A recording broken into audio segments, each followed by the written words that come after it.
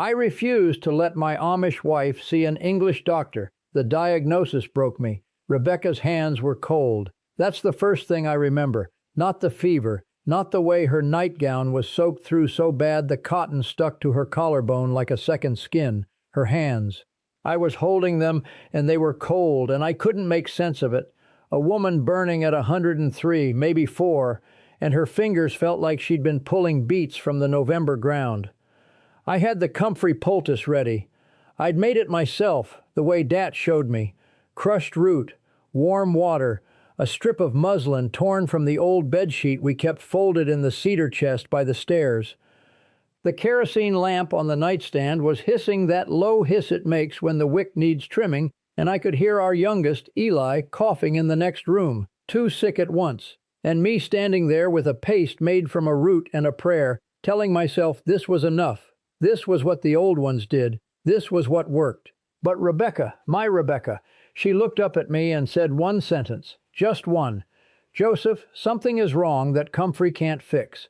And I didn't listen. I need you to hear that. I stood in that room with the lamp hissing and the wind pressing against the window glass so hard it bowed. I remember the glass bowing, and I didn't listen.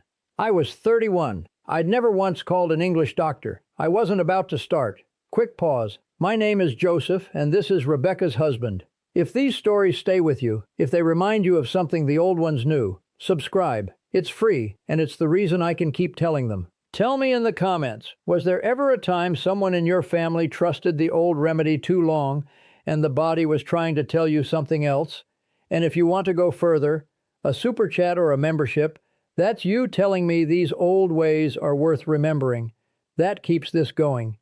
Now, back to what happened. Rebecca said it again in the morning. "Joseph, something is wrong that comfrey can't fix." I changed the poultice. I brewed the yarrow tea, loose leaf, the dark yellow kind Ma'am kept in the tin above the stove. The tin with the bent lid she never replaced because she said the dent reminded her where her own mother's hands had been. I steeped it exactly the way I'd been shown. 4 minutes, not 3. Not 5. 4. You let it go too long. The bitterness turns from medicine to punishment. That's what Ma'am always said. I brought it to Rebecca in the blue cup, the one she'd picked at the mud sale the spring before Eli was born, and I held it while she drank because her hands were shaking too hard to grip the handle, and I told myself this was the process. Fever comes, fever peaks, fever breaks.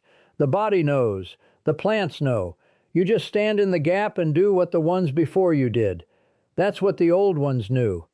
I told myself that like a man reading scripture, not questioning, just receiving. Because in our community, in the old order, you don't run to the English at the first sign of trouble. You go to what the land gives you. You go to what your father gave you. And if it's bad enough, really bad, you go to the Browcher. But you don't drive to town. You don't sit in a waiting room with fluorescent lights and magazines and a woman behind glass asking for your insurance card. We didn't have an insurance card. We had comfrey. We had yarrow. We had prayer and poultice and 300 years of grandmothers who kept their families alive with what grew behind the barn. And nobody taught me this with words. That's the thing the English never understand when I try to explain. There was no lesson. No book Dat sat me down with. I learned it the way I learned to read the sky before a storm. I watched.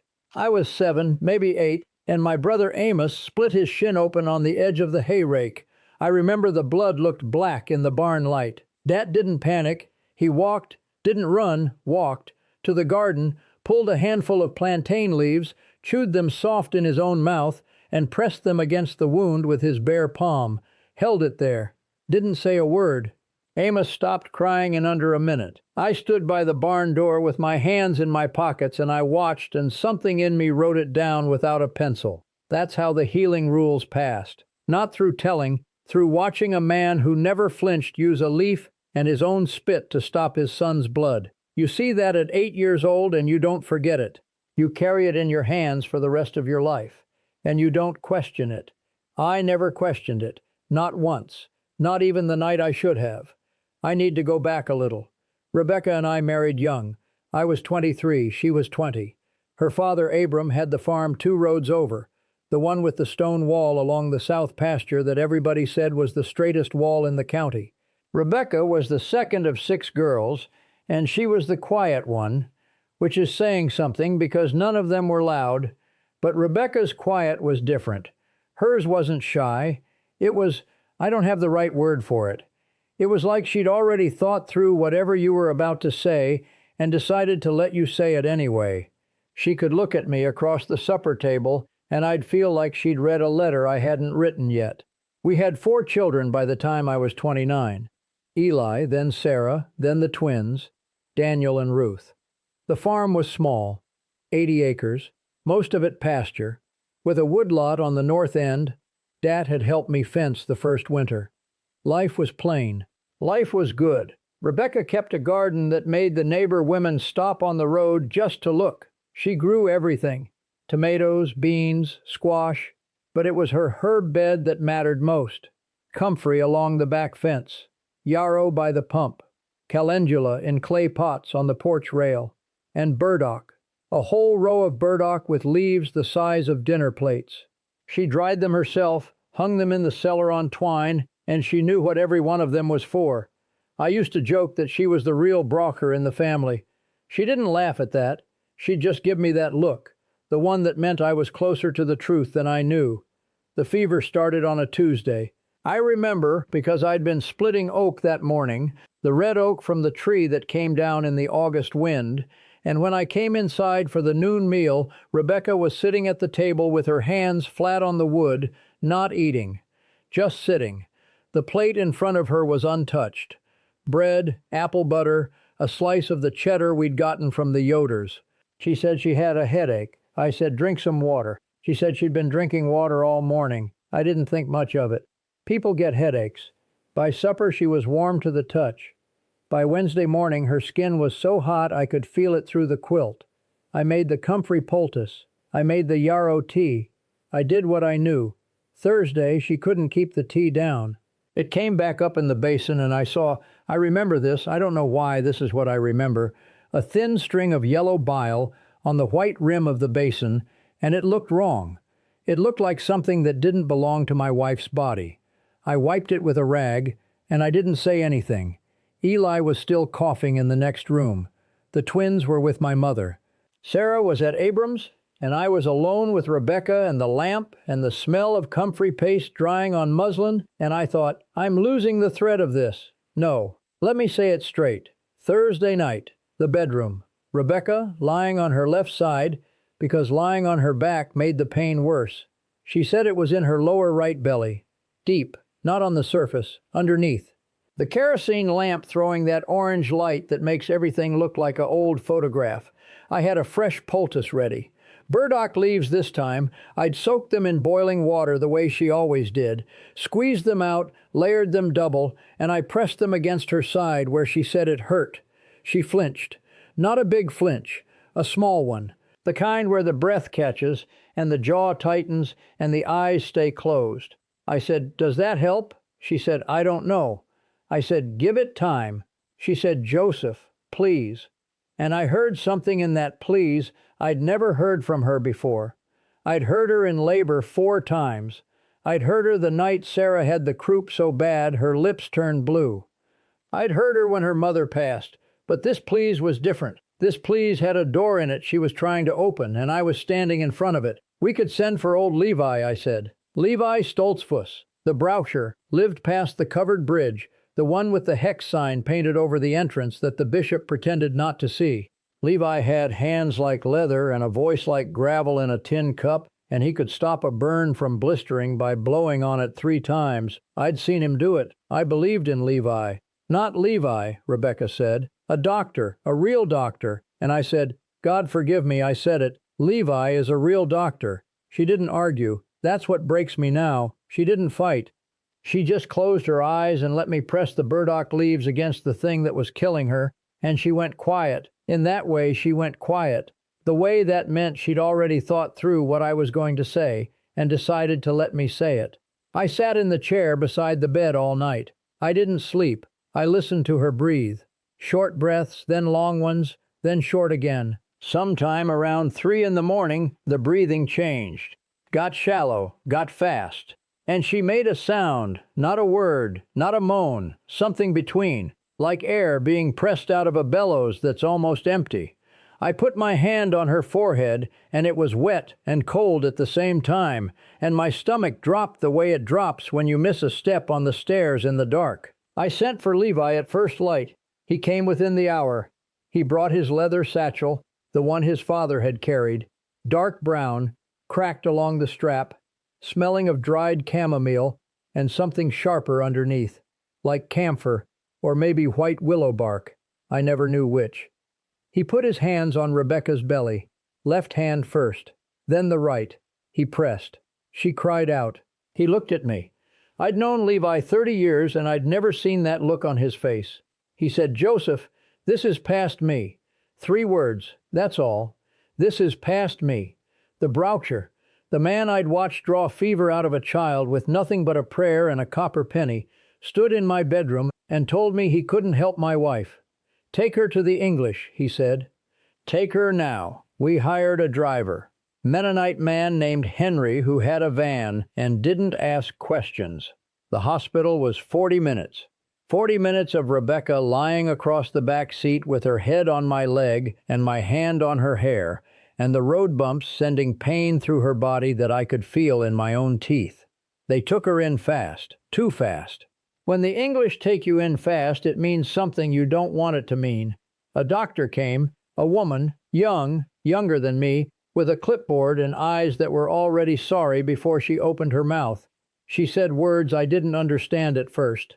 Appendix, ruptured, peritonitis, sepsis. She said if we'd come 2 days earlier, it would have been a simple surgery. 20 minutes. A few stitches. Home in a day. She said by now the infection had spread into the abdominal cavity. She said they'd do everything they could. She said it in that voice, the one that means they're already building a wall between what they hope and what they know. I stood in that hallway with the fluorescent lights buzzing overhead, the floor so clean it reflected my boots, and I couldn't feel my hands. I couldn't feel my hands. I kept opening and closing them, staring at them like they belonged to someone else. These hands that had made the poultice, that had pressed the burdock leaves, that had held the yarrow tea, that had done everything right according to everything I'd ever been taught, and none of it was what she needed. They operated that night. 5 hours. I sat in a waiting room with a television playing something I couldn't hear and a vending machine humming in the corner, and I thought about the burdock leaves still lying on the nightstand at home, drying into brown curls on the muslin cloth. Comfrey can knit a bone. Yarrow can cool a fever. Burdock can draw the pain from a burn so clean you'd think the fire never happened. But none of them, not one leaf, not one root, not one remedy passed down through 300 years of plain people trusting the land, none of them can stop an appendix from bursting inside a woman's body. That's what neither of us understood. Rebecca and I. We didn't have the word for what was happening to her. We had 100 words for fever. We had 50 ways to bring one down. But we didn't have the word appendicitis. It wasn't in our language, not because we were stupid, because we'd never needed it before. Because every time someone in the community had a belly pain, they drank the tea, they applied the poultice, and most of the time it worked. Most of the time. But most of the time is not all of the time, and the difference between most and all, that's where my wife almost died. I need to say this because I know how it sounds. It sounds like I'm blaming Dat, blaming Ma'am, blaming Levi, blaming the old ways. I'm not. I need you to understand that. Those remedies kept my family alive for generations. The comfrey healed Amos's shin. The yarrow broke my mother's fever when she was 19, and the flu nearly took her. The burdock leaves, Rebecca's burdock leaves, eased the pain of every burn, every scrape, every swollen joint on our farm and the 3 farms next to ours. These things are real. They work. But they work for what they work for. And what I didn't know, what nobody told me, what nobody could tell me, because nobody in my family had ever needed to know, is that a hot belly and a fever in the lower right side is not the kind of sick that leaves answer. It's the kind of sick that needs a knife. A sterile knife in a bright room with machines that beep, and I didn't have a bright room. I had a kerosene lamp with a wick that needed trimming. Rebecca survived. I need to say that first because I know some of you are holding your breath, and I won't make you hold it longer than I had to. She survived. But it was close. Closer than the doctors said out loud. I could tell by the way they talked to each other in the hallway when they thought I wasn't listening, the short sentences, the way the surgeon rubbed the back of his neck with his palm like he was trying to press something out of his own spine. She was in the hospital 11 days. 11 days of fluorescent lights and IV bags and a machine that beeped every time her heart beat, which I found strange because I'd been sleeping next to that heartbeat for 8 years and never once needed a machine to tell me it was there. I sat in the chair by her bed and I did something I hadn't done since I was a boy. I counted things. The tiles on the ceiling. I got to 214 before I lost my place and started over. The drips from the IV, 1 every 4 seconds, give or take. The number of times a nurse came in between midnight and 6, 7. I counted because counting kept my hands still. If I wasn't counting, my hands shook. They shook the way they shook the night I held the burdock against her side, and I couldn't look at my own hands for a while without seeing that. Funny thing is, the hospital sent her home with a bottle of pills and a sheet of paper with instructions printed in a font so small I had to hold it up to the window light. And the first thing Rebecca did when she got home, the very first thing, was brew a pot of chamomile tea. I almost laughed. I think I did laugh. The kind of laugh that comes out before you can stop it. The kind that's closer to crying than to joy. For a while I couldn't go near the herb garden. I'd walk the long way around the house to get to the barn, past the woodpile, past the old chicken coop we hadn't used since the foxes got in, just to avoid seeing the burdock leaves coming up along the back fence. I know how that sounds, blaming a plant, a man in his 30s walking an extra 40 yards twice a day because he can't look at a leaf. But it wasn't the plant I couldn't face. It was myself. Every time I saw those wide green leaves, I heard her voice. "Joseph, something is wrong that comfrey can't fix." And I felt my jaw lock up the same way it locked in that hospital hallway. I kept farming, kept milking, kept splitting wood. That's what you do.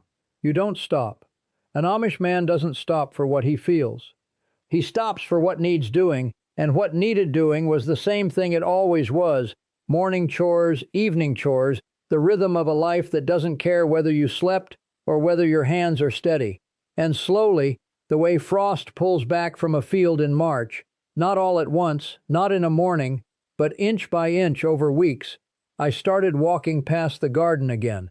I didn't touch the burdock, not yet, but I walked past it, and I didn't look away. It was my neighbor, Menno Byler, thick arms, bad knee, the man who could shoe a horse faster than anyone in the district, who first told me I wasn't the only one. We were at a barn raising that fall, the Lapp family's new dairy barn, and we were up on the beams fitting the rafters. You don't talk much on a beam, you focus on your hands and your feet and the man across from you. But during the lunch break, cold roast beef sandwiches, pickled red beets, black coffee so strong it could strip varnish, Menno sat down next to me on the sawhorse and said, without looking at me, without any preamble at all, "My Katie had a thing in her breast. I put a golden seal poultice on it for 3 months." That's all he said. 7 words and then silence. I didn't ask what happened next. He didn't tell me. He just ate his sandwich and looked at the half-built barn, and after a minute he said, "She's all right now." And then quieter. The English found it early enough. I nodded. He nodded. We went back to work. That's how it happens in our community. A man doesn't sit you down and share his heart. He drops one sentence next to you like a stone, and you either pick it up or you don't. I picked it up. I carried it, and over the next year I heard the same stone dropped by 4 other men. Different details, same shape. A child with a fever that wouldn't break. A father-in-law with blood in his urine who drank juniper berry tea for 6 weeks before anyone called the English. A cousin in Indiana, Amos, no relation to my brother, different Amos, who set his own broken wrist with a splint and a comfrey wrap, and it healed crooked, and he couldn't grip a pitchfork right for the rest of his life.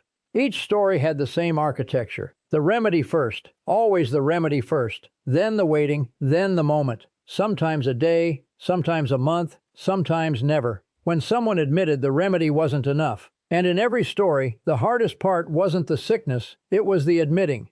Because to admit the remedy wasn't enough felt like admitting your father wasn't enough, your grandmother wasn't enough, your whole line of people going back to the old country, back to the ships, back to the farms in the Palatinate where the first seeds of these herbs were carried in cloth pouches sewn into coat linings. All of them, not enough. That's a heavy thing to carry. That's a heavy thing to set down. 4 winters later, I still hadn't set it down. I was still walking the long way to the barn, though by then I'd shortened the route. Small progress, the kind only I would notice. It was Rebecca who broke it open. Not me. Of course it was Rebecca. It was a Saturday in March, mud season, everything gray and soft and tired, and I came in from the barn and she was sitting at the kitchen table with a book, an English book. Soft cover, dog-eared, a library book she'd gotten from, I don't know how she got it. She must have asked someone. A Mennonite neighbor, maybe? Someone with a car and a library card. The book was about herbal medicine, but not the way we knew it. It was written by a woman, a doctor, an English doctor, who studied plants the way we studied them, with respect, with belief, but who also understood what plants couldn't do. And there was a chapter. Rebecca had folded the corner of the page. The chapter was about acute abdominal emergencies and the danger of applying heat or herbal compresses to a potential appendicitis because the warmth can accelerate the rupture. I read that sentence, standing in my own kitchen, with my boots still muddy and the smell of cow on my coat, and something inside me. I don't know what to call it. Not anger, not grief. Something that had been locked in a room I didn't know was in my chest, and the door opened and everything came out at once and I had to sit down. I sat down at the table across from my wife, and I put my face in my hands, and I stayed there for a long time. She didn't say anything. That's what the old ones knew. Sometimes the most healing thing a person can do is sit across from someone who is breaking and not try to fix it. I grieved something that day I still don't have the full words for. Not the old ways. I didn't grieve the old ways. I grieved for the boy I was at 8 watching Dat press plantain against Amos's bleeding shin, thinking that was the whole of medicine. I grieved for the man I was at 31, standing over his wife with a burdock leaf and a prayer, believing he was doing right. He was doing right. That's what I need you to hear. He was doing the best he had, and the best he had almost wasn't enough. And both of those things are true at the same time, and holding them both is the heaviest thing I've ever done, heavier than any beam I've lifted, any stone I've pulled from a field. I tried to explain it once to an Englishman, a co-worker, later, at a cabinet shop where I picked up winter work. He said, "So you don't believe in the natural stuff anymore?" And I just looked at him. I didn't know where to start. It was like trying to explain color to someone who's only ever seen black and white. I believe in comfrey the way I believe in a hammer. It does what it does. It doesn't do what it doesn't do. And knowing the difference, that's not doubt, that's wisdom. That's what the old ones knew, the ones who really knew, the ones like Levi who looked at my wife and had the courage to say, "This is past me." 3 gifts. That's what I carry forward from that time, and I'll carry them until they put me in the ground. The first is the smell of yarrow steeping in hot water on a winter morning.